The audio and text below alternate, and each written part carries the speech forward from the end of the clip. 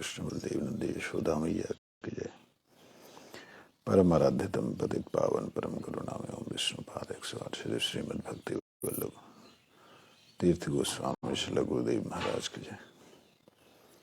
नित्य लीला विष्णु विष्णुपाद भक्त दैत माधव गोस्वामी महाराज की जय। श्री भक्ति सिद्धांत सरस्वती गोस्वामी ठाकुर जगत गुरु श्री प्रभुपाद की जय।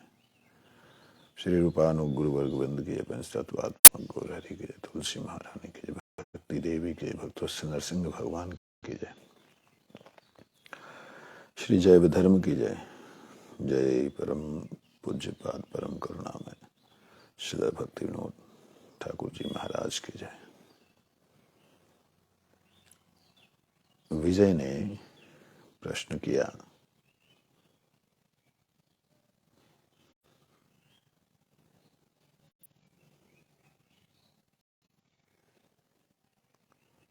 कल को हमने श्रवण किया कि वो जब हरिनाम पापों को नष्ट करते ही हैं तो पाप की श्रेणी में, अपराध की श्रेणी में पाप क्यों आ जाता है। जब पाप नष्ट ही कर देते हैं, पाप खत्म ही हो जाता है, तो उसको नामापराध हो गया। भगवान के नाम को करने से, पाप करने से ऐसा कैसे हो जाता है, इस प्रकार से पूछते हैं। उसका जवाब दिया उन्होंने कि जो नामाश्रयी पुरुष हैं, जो नामाश्रय करने वाले लोग हैं, वो कभी भी नाम के बल से पाप नहीं करते हैं। जिन्होंने आश्रय किया है गुरु का, वैष्णवों का, नाम का, वो गुरु को सामने रख के, वैष्णव को सामने रख के, नाम को सामने रख के पाप नहीं करते हैं। ऐसा जो करता है वो अपराधी हो जाता है। तो इसलिए कहते हैं इससे सावधान रहना। विजय ने प्रश्न किया, अब 8वां नाम अपराध बताएं। तब बाबा जी महाराज बोले, धर्म और वर्णाश्रम धर्म, जो हम लोग वर्णाश्रम धर्म का जो पालन करते हैं, जितने भी पुण्य कर्म हैं, जितने भी योग याग यज्ञ तप कर्म हैं, उन सारे योग याग यज्ञ तप कर्म का सबका जो फल मिलकर के भी नाम के बराबर नहीं। और कई लोग तो बोलते हैं चाहे तुम नाम कर लो, काहे यज्ञ कर लो, यज्ञ में भी तो नाम है ही है। इस प्रकार से वो किसी भी शुभ कर्म की तुलना भगवान के नाम से की जाए तो वो एक प्रकार का अपराध है। फिर प्रश्न करते हैं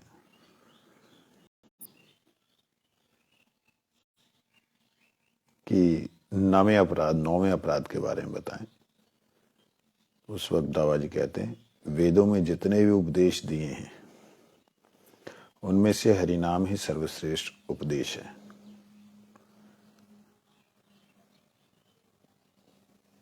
ऐसे हरिनाम के प्रति जिनकी श्रद्धा हुई है, केवल उन्हीं को हरिनाम देना चाहिए, अन्यथा नाम उपदेश नहीं करना चाहिए। ये सब हम लोगों ने 10 प्रकार के जो नाम अपराध थे उनका श्रवण कर लिया था। आज हम चलेंगे 25वें अध्याय पे।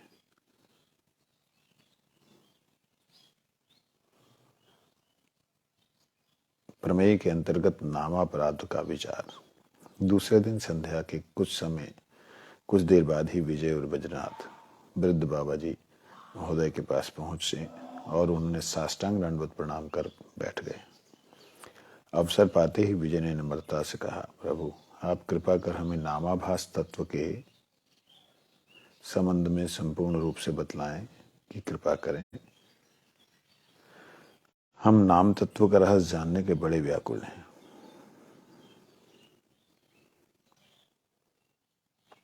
ये जो ऊपर लिखा है नामापराध का विचार, ये 25वें अध्याय के ऊपर, ये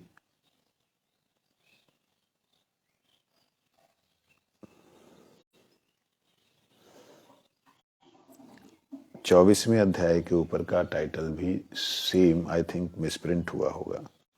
24 और 25 का जो अध्याय है, 25वें अध्याय में आना चाहिए नामाभास। वहां भी नामापराध का ही विचार बाय चांस वो प्रिंटिंग मिस्टेक से हो गया है। तो यहाँ पे प्रश्न कर रहे हैं कि आप नामाभास के विषय में कृपया बताइए।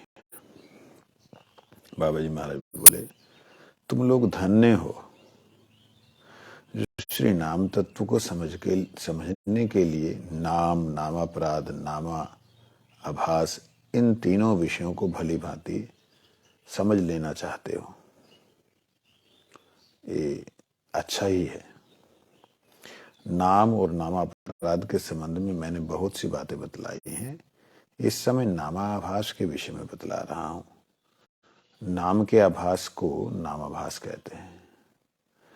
आभास हम लोगों ने सुना है, जैसे सूर्य की किरणें हमारी आंखों पे पड़ी नहीं, ऐसे समय में जब सूर्य की किरणें आंखों पे नहीं आई हैं, इस समय में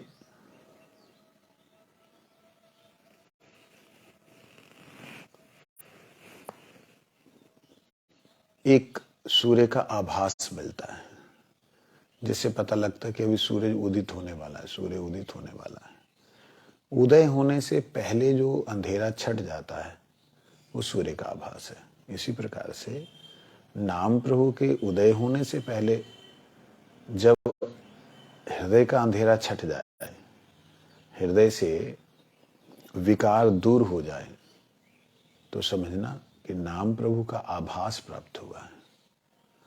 हृदय में अगर, बुद्धि में अगर विकार हैं, तो समझना नाम प्रभु का अभी मात्र आभास भी नहीं हुआ है।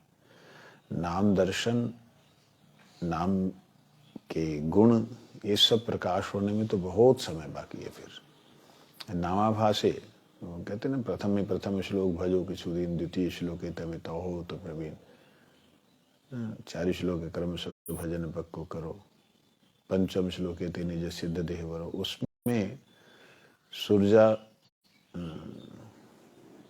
यार नाम सूर्याभास अंतरे प्रवेशी, ध्वंस करे महापाप अंधकार राशि।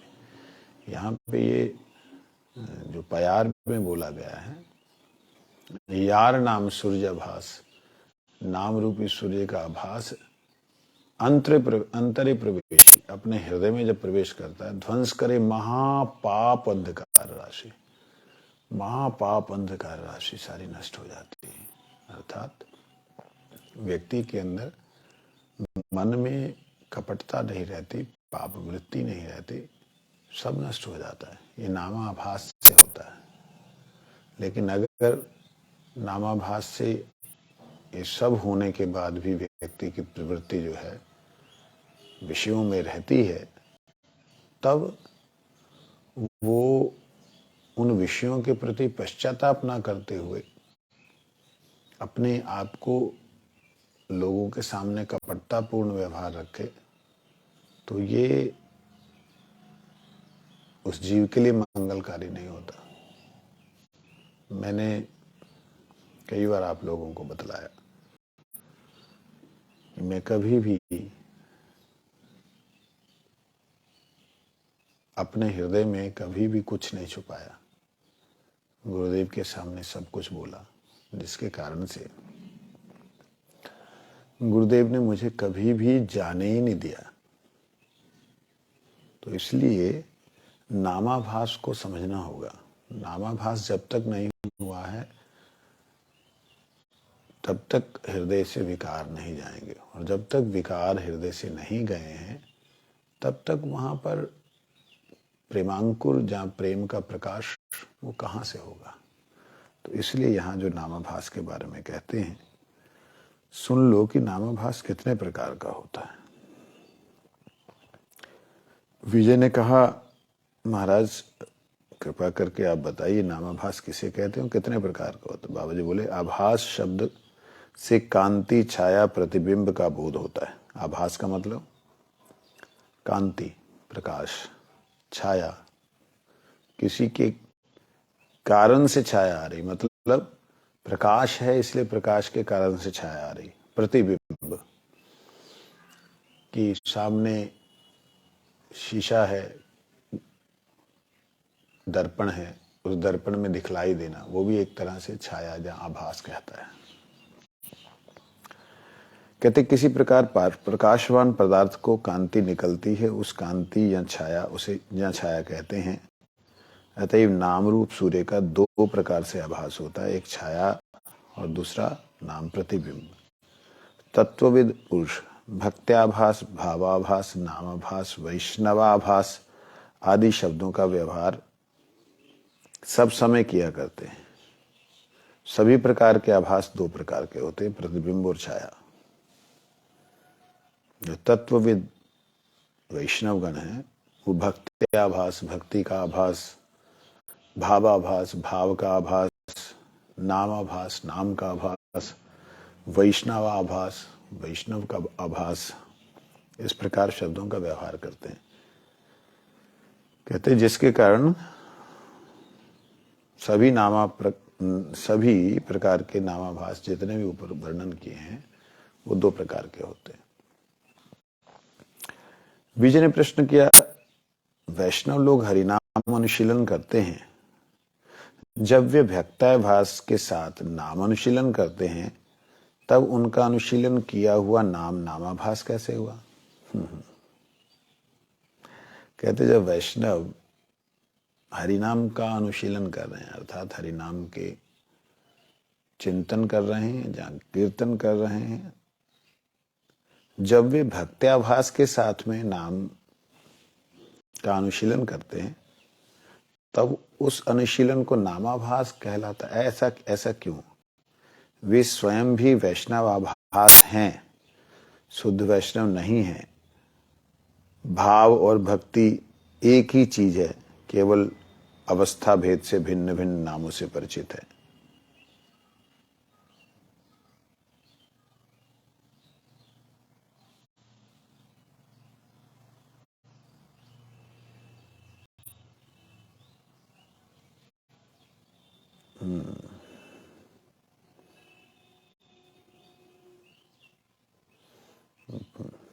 यहाँ पे थोड़ा सा फिर प्रिंटिंग मिस्टेक हुई है। बाबा जी महाराज का भी बोलना खत्म नहीं हुआ था, बीच में विजय बोल रहा है ऐसा शो हो रहा है। वो है प्रतिबिंब और छाया। ये बोलने के बाद में उन्होंने बोला वैष्णव लोग हरिनाम का अनुशीलन करते हैं, जब वे भक्त्याभास के साथ नाम अनुशीलन करते हैं तब उनका अनुशीलन किया हुआ नामाभास कहलाता है। भक्त्याभास, भक्ति के आभास के साथ नाम अनुशीलन। भक्ति के आभास का मतलब है कि भगवान के प्रति शरणागति का आभास। पूर्ण शरणागति नहीं हुई परंतु चाहता है शरणागत होना। ये जो निष्कपट भाव है ये केवल गुरु समझ सकते हैं, शुद्ध वैष्णव समझ सकते हैं कि वो जीव चाहता है। ये आभास है, भक्ति का आभास है। शुद्ध भक्ति का आभास जो इस प्रकार से होता है, हृदय से चाहता है लेकिन कर नहीं पा रहा है। ये दुर्भाग्य आता है उसका कि वो भक्ति को पूर्ण रूप से, नाम को पूर्ण रूप से अनुशीलन नहीं कर पा रहा, लेकिन वो भक्ति के आभास में जब नाम करता है उसी नाम को कहते नामाभास। वे स्वयं भी वैष्णव आभास होते हैं, शुद्ध वैष्णव नहीं। जब वो स्वयं भी शुद्ध वैष्णव हुआ ही नहीं तो शुद्ध वैष्णव नहीं तो वैष्णव का आभास है। जब वैष्णव का आभास है तो उससे जो क्रिया होगी वो तो आभास ही आभास होगी। ये बात है। भाव और भक्ति एक ही चीज है, केवल भाव आभास और भक्ति का आभास, ये दोनों एक ही चीज है। अवस्था के अनुसार इसका वर्णन अलग अलग जगह किया जाता है। जैसे भगवान का श्रृंगार कर रहा है, भगवान को भोग लगा रहा है, तो भगवान का श्रृंगार करते हुए भगवान की सेवा तो चल रही है, परंतु अगर उसमें उसके दिमाग में लोगों को दिखाने के लिए भगवान का श्रृंगार है, तो वहां पे सेवा आभास है, भक्ति का आभास है, भक्ति नहीं है। क्योंकि वो भगवान के कपड़ों को इधर उधर बांध के टांग रहा है, उसमें उसको भक्ति दिखलाई देने वाली भक्ति वो आभास बन जाती है। क्यों? क्योंकि भगवान जाएंगे, कहीं आएंगे, हिलेंगे, तो ये कैसे होगा?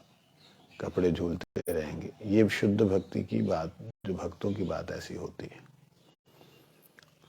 तो वो लोग मुकुट पहनाते हैं, तो मुकुट में सुइयां नहीं घुसाएंगे जिससे कि कन्हैया को तकलीफ ना हो, मुश्किल ना हो। सेफ्टी पिन का प्रयोग करते हैं जिससे कि वो चुभे नहीं। इस प्रकार से जो भगवान का श्रृंगार है उसमें भी, जो भगवान का भोग है उसमें भी, भोग जब अर्पण करते हैं तो भगवान की तरफ भोग का दर्शन होना चाहिए। जब हम 56 भोग लगा रहे हैं, भगवान को दिखाई दे रहा है 56 भोग लग रहे हैं, लेकिन सबके ऊपर पॉलिथीन लगा हुआ है कि कीड़े ना गिरे, और सब दुनिया की तरफ किए हुए हैं, मतलब दिखाने के लिए पब्लिक को। ये भक्ति का आभास है। इसमें ठाकुर जी को भोग लग रहा है, भगवान खा रहे हैं, ये भाव नहीं है। क्या लग रहा है, क्या भगवान को अर्पण किया, ये भाव है। तो इस प्रकार से भक्त्याभास, वैष्णवाभास, इन दोनों में अंतर है। भाव और भक्ति, इन दोनों में अंतर है। भक्ति का आभास वहां दिखता है, लेकिन जैसे जैसे आगे बढ़ता रहता है भावाभास आने लगता है। कई लोग भगवान का श्रृंगार करते हैं ये देखने के लिए कि देखो कितने सुंदर मैंने श्रृंगार किया, लेकिन आह, कई वैष्णवों को, माताओं को मैं जानता हूं, उन लोगों के द्वारा भाव ही ये होता है कि मैं जो श्रृंगार कर रही हूं, कर रहा हूं, इससे ठाकुर जी जब चलेंगे श्री राधा रानी के पास में, अथवा राधा रानी ठाकुर जी के साथ जब चलेंगे, तो इतना झूलते हुए ये अंग वस्त्र ऐसे लगेगा, ऐसे झूलेगा। वो भाव ही अलग है। कोई गुरुदेव का श्री राधा रानी की सेवा में श्रृंगार करता है कि गुरु जी का आज ये श्रृंगार है। जैसे राधा रानी गोप वेश में ठाकुर जी से मिलने जाती हैं, तो उसी रूप से उनकी अनुगत सखियां भी चलती हैं, तो वो भाव अलग है। उस भाव में गुरुदेव का श्रृंगार करने में एक दिव्य आनंद मिलता है। उसमें लोग दिखाने वाला भाव बिल्कुल नहीं होता, आता ही नहीं। वो भाव श्री राधा रानी के चरणों में रहता है। ऐसे कई भक्तों को मैंने देखा है। तो विजय कहते हैं, किस अवस्था में जीव वैष्णव आभास कहे जाते हैं? वैष्णव आभास कौन सी अवस्था में कहा जाते हैं? कहते हैं बाबा जी महाराज, आचार्यमेव हरये पूजां या श्रद्धये हते ना तद्भक्तेषु चान्येषु स भक्तः प्राकृत स्मृता। जो श्रद्धा पूर्वक भगवान की अर्चा मूर्ति को हरि मानकर पूजा करते हैं, परंतु कृष्ण के अन्य जीव और भक्तों की श्रद्धा पूर्वक पूजा नहीं करते, वह प्राकृत और कनिष्ठ भक्त हैं। भागवत में कहते हैं कि अर्चयाम एव हरे, जो अर्चन करता है निश्चित रूप से हरि का अर्चन करता है, पूजा करता है, और कैसे? श्रद्धा के साथ में। परंतु ना भक्तेषु चा अन्येषु सभक्त प्राकृत, ना भक्तों के प्रति उसकी ऐसी पूजा बुद्धि है, ना अन्यों के प्रति पूजा बुद्धि। भगवान को पूजा कर रहा है, लेकिन कोई श्रेष्ठ वैष्णव आ गया, उसे वैष्णव दिखता ही नहीं है, उसे जिसका नाम है वही नाम वाला ही वैष्णव है, ऐसे ही नजर आता है। तो ऐसे कई बार पुजारी लोग बहुत दीनहीन भाव से रहने वाले श्रेष्ठ वैष्णवों का भी अपमान कर बैठते हैं। उन्हें पता ही नहीं होता कि ये दीनहीन मलिन वस्त्र बाहर से दिख रहे हैं, दीनहीन वस्त्र मलिन, लेकिन भीतर से तो उनका उज्जवल उन्नत भाव है भगवान के प्रति। वो कौन समझेगा? वो भगवान और गुरुदेव के अलावा कोई नहीं समझता। इसलिए बड़ा मुश्किल है ना? मुश्किल नहीं है। जब हम पढ़ रहे हैं, सुन रहे हैं, साथ साथ भगवान के परम प्रिय परकर भक्ति विनोद ठाकुर जी की कृपा आ रही है, और इस कृपा से हम लोग इसे समझ पा रहे हैं कि हमें भगवान के भक्तों की तो पूजा अर्थात उनकी प्रसन्नता विधान करनी ही है। इसके अलावा अन्य जीव, ना जाने उनमें से किसका भाव कितना उन्नत है, उनका भी सम्मान करना है। ये बात है।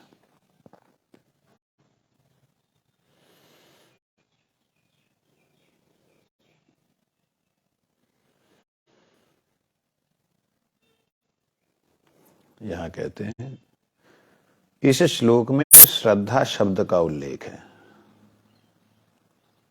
श्रद्धेय हते, कहते वह शुद्ध श्रद्धा नहीं है, बल्कि श्रद्धाभास है। क्योंकि भगवत भक्तों की पूजा को छोड़कर कृष्ण पूजा में जो श्रद्धा होती है, वे शुद्ध श्रद्धा की या तो छाया होती है अथवा प्रतिबिंब होता है। भगवान के प्रति श्रद्धा है, भक्तों के प्रति नहीं है, तो ये श्रद्धा भगवान के पूजा वाली, ये वास्तविकता में श्रद्धा नहीं है, ये श्रद्धा का आभास है। कहते वैसी श्रद्धा लौकिक श्रद्धा मात्र है, अप्राकृत श्रद्धा नहीं है। जो भगवत सेवा की श्रद्धा है, बहुत भाव से, बहुत प्रेम से, श्रद्धा से वो भगवान का सेवा कर रहा है, कहते वो लौकिकी श्रद्धा है। वो वास्तविकता में अप्राकृत गोलोक धाम वाली, जहां शुद्ध भक्तों वाली श्रद्धा नहीं है।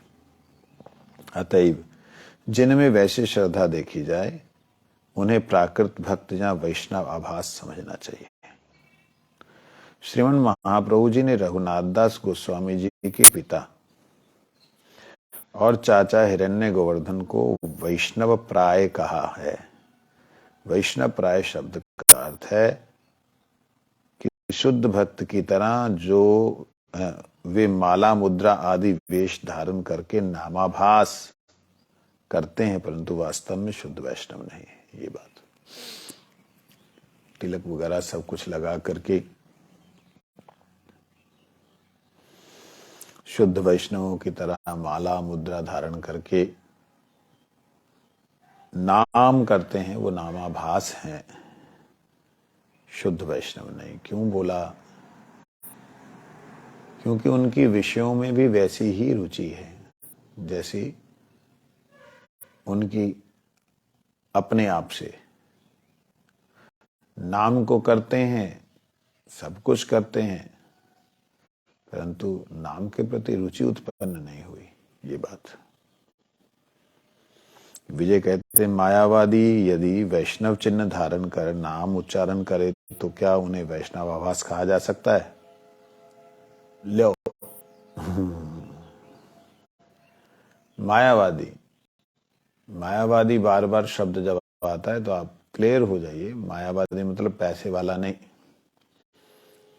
मायावादी मतलब जो भगवान के रूप को माया का कल्पित रूप समझता है, कि भगवान ने रूप धारण किया, जो समझता है कि धारण किया और अंत में वह रूप जब खत्म हो जाएगा तो वह लीला खत्म होगी तो रूप भी खत्म हो जाएगा और जहां से वो आए थे उस ब्रह्म में विलीन हो जाएगा। जो ब्रह्म से सारे अवतारों को समझते हैं, अर्थात शून्य से सारी प्रकृति को समझते हैं, वो लोग मायावादी हैं। इसलिए हमें इस चीज को समझना पड़ेगा कि ऐसे मायावादी जो हैं, अगर वैष्णव चिन्ह धारण कर लें, अंदर से तो भाव यही है, कृष्ण राम जितने भी नाम, अंत में कोई नहीं रहेगा, वही ब्रह्म और मैं उसी ब्रह्म में, सब कुछ उसी ब्रह्म में है। ये केवल मात्र आवरण बन करके अलग अलग अलग अलग रूप हो गए हैं। वास्तविकता में सारे के सारे रूप जैसे ही खत्म होंगे, सब उसी ब्रह्म में विलीन हो जाएंगे। इस प्रकार से जो कल्पना करता है, और जो कल्पना सही भी लगती है,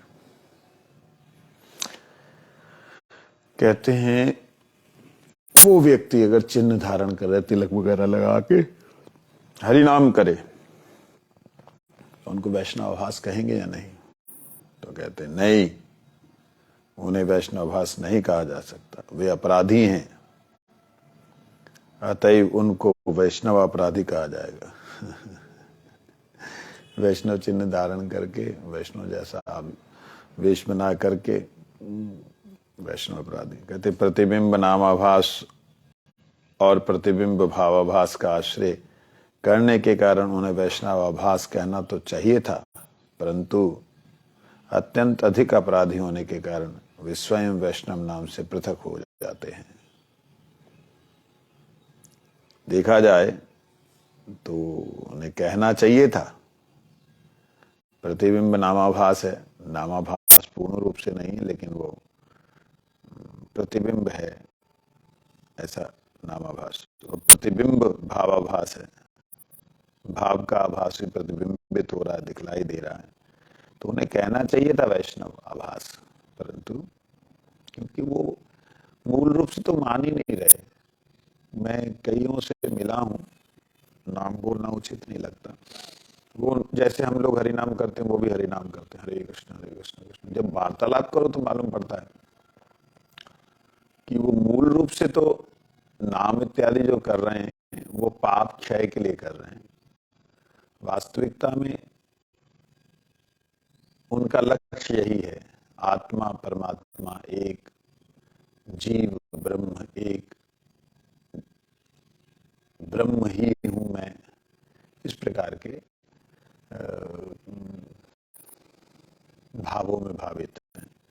इसलिए उनको वैष्णव आभास भी नहीं कह सकते।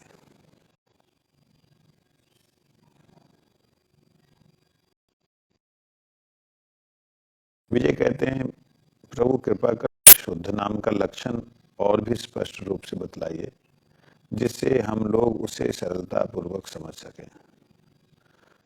आप कृपया शुद्ध नाम के विषय में और सरलता से, शून्य अनुकूल भाव के साथ नाम ग्रहण करने से शुद्ध नाम होता है। नाम के चुने हुए भाव को स्पष्ट रूप से प्रकट कर परमानंद अनुभव करने की अभिलाषा अन्य अभिलाषा नहीं है। अन्य अभिलाषा जिसे हम कहते हैं, अन्य अभिलाषा वो नहीं है।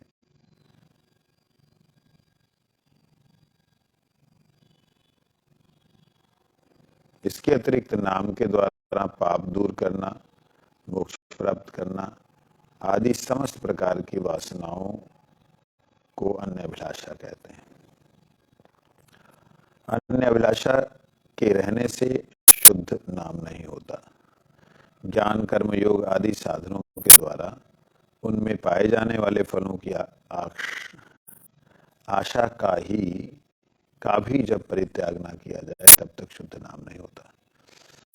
यहाँ पे विजय कुमार ने जो प्रश्न किया कि शुद्ध नाम के लक्षण कृपया करके हमें स्पष्ट रूप से बतलाइए, तो वहां पर उन्होंने सीधा कहा, अन्य अभिलाषिता शून्यम ज्ञान कर्मादि अनावृतम अनुकूल्यन कृष्ण निश्चलम भक्ति रूपम, कि ज्ञान और कर्म आदि के आच्छादनों से रहित जो शुद्ध भक्ति है, शुद्ध भाव है, वही शुद्ध नाम होता है। कई बार क्या होता है, नाम के जो चिन्हमय भाग स्पष्ट रूप से प्रकट कर भगवान नाम जो है वो अनुभव करने की अभिलाषा जो किसी जीव के अंदर में पैदा होती है, आती है, जहां ऐसी होती है कि नाम का चिन्हमय भाव जो है मेरे सामने प्रकट हो, नाम का चिन्हमय रूप जो है मेरे सामने प्रकट हो। हे प्रभु, आप कृपा करें, अपने स्वरूप को, अपने नाम को, नाम के प्रभाव को मेरे सामने कृपा करें, मेरे को दर्शन दे। तो ये तो अभिलाषा भी तो अभिलाषा ही है। कहते ये अन्य अभिलाषा नहीं है, ये अभिलाषा कोई फालतू नहीं है, नाम की अभिलाषा है। तो इसलिए नाम करते हुए कर्मों को दूर करने की बात, मोक्ष प्राप्त करने की बात, कोई सिद्धि प्राप्त करने की बात, ये सब है अन्य अभिलाषा। वो तो अभिलाषा करनी है। मेरे से किसी ने बोला था, महाराज जी बाकी अभिलाषाएं तो छोटी छोटी सी हैं, स्वर्ग मांग लिया, संसार का सुख मांग लिया, सबसे बड़ी अभिलाषा तो भगवान को ही मांगना है। अरे बताओ, है? उसको मालूम है कि भगवान मिलने के बाद में कोई चीज भी बाकी नहीं रहेगी, इसलिए भगवान को मांग रहा है। इससे बड़ा स्वार्थी और कौन होगा?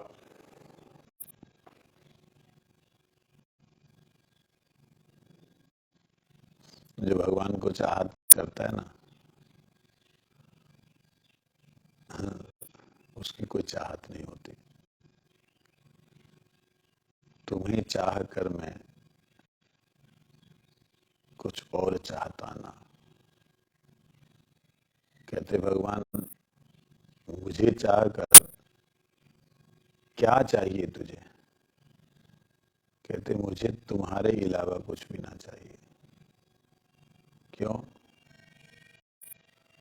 मेरी सेवा करते हो तो कुछ तो मांगना पड़ेगा। कहते हाँ, सेवा करता हूं, नित्य सेवा में ले लो, बस यही चाहता हूं। अरे नित्य सेवा में तो रहेगा भाई, तुझे कुछ तो देना पड़ेगा। कहते देना ही है तो भाव भक्ति जागीरी पाऊं, तीनों बाता सरसी। पहला तो दर्शन मेरे को मिले ना, दूसरा भाव मिले, और तीसरा भक्ति। भाव का मतलब किस भाव में मैं आपकी सेवा करूं, वो भक्ति का मतलब वो सेवा मुझे प्राप्त भी हो। सेवा, भक्ति का मतलब सेवा। तो भाव भक्ति जागीरी पाऊं, तीनों बात सरसी, शाम मने चाकर राखो जी।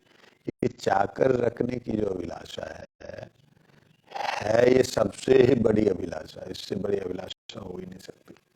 एक भगवान से चाहता है, वो तो चलो ठीक है, भगवान से चाह रहा है, एक भगवान को ही चाह रहा है।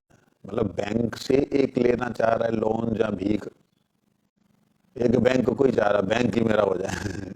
तो बताइए बाहर से दिखने में कौन सा बेटर लगता है? ऐसे लगता है कि भैया जो मांग रहा है संसार की चीजें वगैरह, जो अन्य अभिलाषा है, वो बेटर है, क्योंकि वो भगवान को अपने अधीन या भगवान को नहीं चाह रहा है। सब जिसने उनको चाह लिया तो उसकी चाहत में और कमी कहां रह गई है? कहते यही तो भक्ति है। उनको चाह रहा अपनी सेवा कराने के लिए नहीं, उनको चाहता है उनकी सेवा करने के लिए। ये भाव को ही भक्ति भाव कहते हैं, ये शुद्ध भक्ति है। कहते प्रतिकूल भावों को हृदय से निकालकर केवल नाम की अनुकूल प्रवृत्ति के साथ जो नाम ग्रहण किया जाता है उसे शुद्ध नाम कहते हैं। प्रतिकूल भाव जितने भी हृदय से निकाल करके जब अनुकूल रूप से नाम ग्रहण किया जाए। भक्ति के इन लक्षणों को दृष्टि में रखकर विचार करने से यह स्पष्ट हो जाता है कि नामापराध नामाभास रहित नाम ही शुद्ध नाम है। कहते हैं भक्ति के इन लक्षणों को, कौन से लक्षण? अन्य अभिलाषता शून्यम वाले। कहते इन लक्षणों को दृष्टि में रखकर अगर विचार करें तो उससे पता लगता है नामापराध और नामाभास इन दोनों से जो रहित है वही शुद्ध नाम है। जो अपने को तृण से भी दीनहीन समझते हैं, वे वृक्ष से भी अपने को वृक्ष से भी जो सहनशील होते हैं, सहिष्णु होते हैं, स्वयं मान पाने की अभिलाषा नहीं रखते और दूसरों को मान देते हैं, वे ही सदा सर्वदा हरि नाम संकीर्तन के अधिकारी हैं। विजय ने कहा प्रभु नामाभास और नामापराध के स्वरूप क्या भेद है? सब में नामापराध। देखिए किसी अवस्था में नामाभास और किसी अवस्था में शुद्ध नामापराध कहलाता है। देखिए यहाँ पे नामाभास तब होता है और जो नाम के बल में पाप बुद्धि ना करे, नाम के बल से अपराध ना करे, किसी वैष्णव की निंदा ना करे, वो तब तक नामाभास ही रहता है। नामापराध वो कभी कभी नामाभास नामापराध हो जाता है। अब जो भी है देखा जाऊगा, ਅਸੀਂ भी माला करते हैं, हम भी माला करते हैं, हम भी लगाते हैं तिलक, उसने ऐसा बोल दिया देखा जाएगा, ये है अपराध। जहां अभिमान से युक्त होकर के हम लोग दूसरे के ऊपर आक्षेप आरोप लगाते हैं और बल रखते हैं कि मैं भी करता हूं, देख लेंगे वो भी ऐसा है फलाना, ये नाम अपराध। जब अज्ञानवश अर्थात भ्रम प्रमादवश अशुद्ध नाम होता है तब नामाभास है, अज्ञान से या भ्रम और प्रमाद से। और जब मायावाद आदि के कारण भोग और मोक्ष के लिए अशुद्ध नाम होता है तब नाम अपराध है।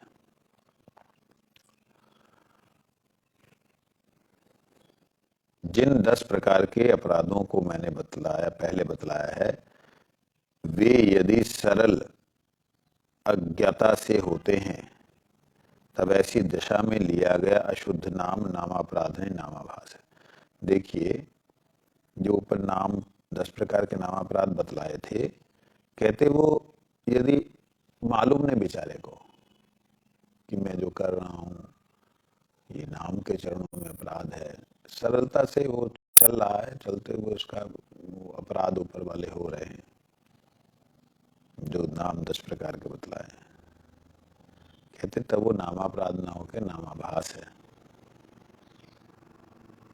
यह बात स्मरण रखनी चाहिए कि नामाभास में जब तक नामापराध के लक्षण नहीं है तब तक यह आशा रहती कि नामाभास दूर हो जाएगा और शुद्ध नामोदय होगा, परंतु नामापराध होने पर नामोदय होना बड़ा ही कठिन हो जाता है।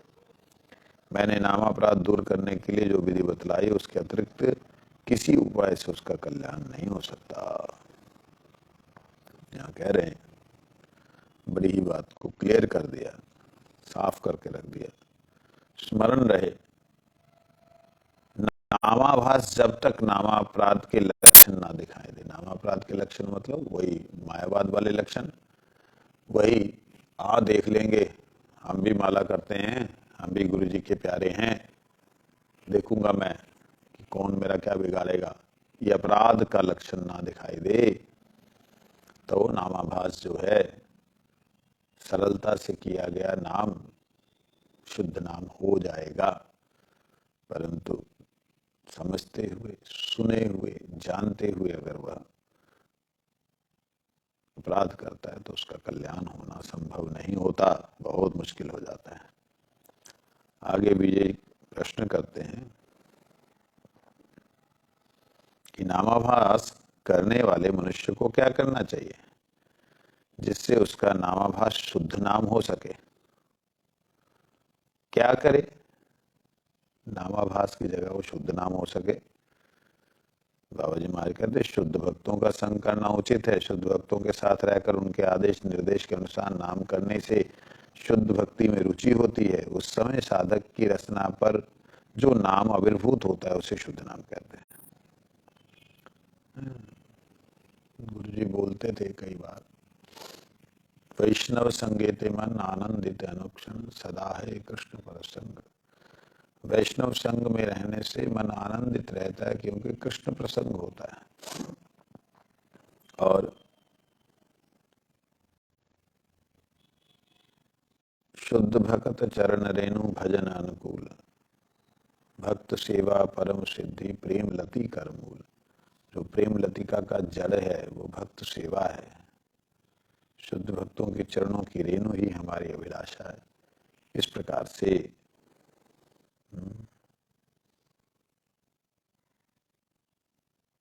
शुद्ध भक्तों के संग में रहकर हम उन वैष्णवों में दोष ढूंढ लेंगे, ऐसी दुर्बुद्धि है।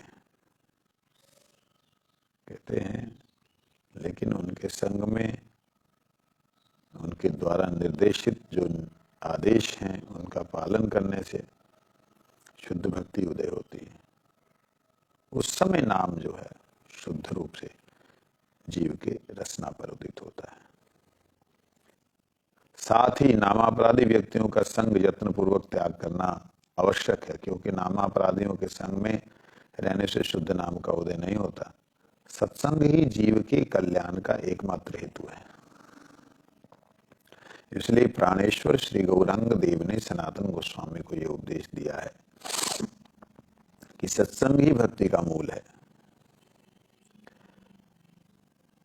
योषित स्त्री संग और अभक्त संग इन दोनों का सर्वथा त्याग कर सत्संग में कृष्ण नाम करो। अभक्त संग का और स्त्री संग का दोनों का त्याग करो, सर्वथा त्याग करो। सत्संग में कृष्ण नाम करो, वैष्णव संग में कृष्ण नाम करो। विजय ने प्रश्न किया, प्रभु क्या अपनी स्त्री का त्याग के बिना साधक शुद्ध नाम नहीं कर सकता। स्त्री संग छोड़ने की बात कही तो बाबा जी महाराज के स्त्री संग छोड़ना ही कर्तव्य है। वैष्णव गृहस्थ वैष्णव अपनी विवाहिता स्त्री के साथ अनासक्त भाव से रहकर वैष्णव संसार की समृद्धि करते हैं। ऐसे संग को स्त्री संग नहीं कहते। कहते हैं जो गृहस्थ वैष्णव हैं वे अपनी विवाहिता स्त्री के साथ अनासक्त भाव से रहकर, आसक्ति नहीं होकर के अनासक्त भाव से रहकर वैष्णव संसार की समृद्धि करते हैं, अर्थात बाल बच्चों को जन्म देते हैं। ऐसे संग को स्त्री संग नहीं कहते। स्त्री के प्रति पुरुष की आसक्ति और पुरुष के प्रति स्त्री की आसक्ति का नाम ही योषित संग है। इसी आसक्ति का त्याग कर गृहस्थ व्यक्ति यदि कृष्ण नाम ग्रहण करे तो वे निश्चय ही परम पुरुषार्थ प्राप्त करेंगे, कर सकते हैं। ये देखिए, आसक्ति रहित संबंध सहित, आसक्ति रहित संबंध सहित सकल यादव, जो भी संसार की संबंध है उन संबंधों के वास्तविक जो मालिक हैं, जहां वो संबंध जो नित्य रूप से भगवान के साथ इस संसार में आसक्ति रहित होकर के जो लोग गृहस्थ में भजन करते हैं, कहते वो कृष्ण नाम करें तो वही वास्तविकता में परम पुरुषार्थ प्राप्त कर सकते हैं। विजय कहते हैं नामाभास प्रभु कितने प्रकार के होते हैं। बाबा जी महाराज बोले भागवत में नामाभास 4 प्रकार के बतलाए गए हैं। सांकेत्यम परिहास्यम वा स्तोभम हेलनमेव च एव वा वैकुंठ नाम ग्रहणम अशेष अघहरम विदु। कहते संकेत, दूसरी वस्तु को लक्ष्य कर भगवान नाम का उच्चारण करना। परिहास, उपहास पूर्वक नाम उच्चारण करना। स्तोभ, असम्मान पूर्वक उच्चारण करना। हेला, आनंद पूर्वक उच्चारण करना। ये चारों छाया नामाभास हैं। पंडित जन वैसे नामाभास को अशेष पाप नाशक जानते हैं। वैकुंठ नाम ग्रहणम अशेष अघहरम विदु। विद्वान लोग उसे अशेष अघहर के नाम से जानते हैं। संकेत द्वारा, परिहास द्वारा, स्तौभ द्वारा और अवहेलना द्वारा, ये 4 प्रकार से जो है नाम का आभास है। आगे क्या कहते हैं वो हम कल को श्रवण करेंगे। वांछा कल्पतरुश्च कृपा सिंधु पतितानां पावन वैष्णवेभ्यो नमः।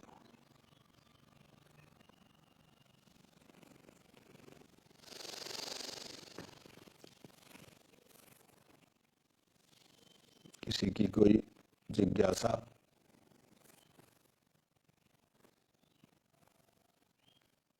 चलो अच्छा ही बात है, कोई जिज्ञासा नहीं। बोलो इतनी बातें बोलते हैं, जिज्ञासा कौन करे? हाँ ठीक है।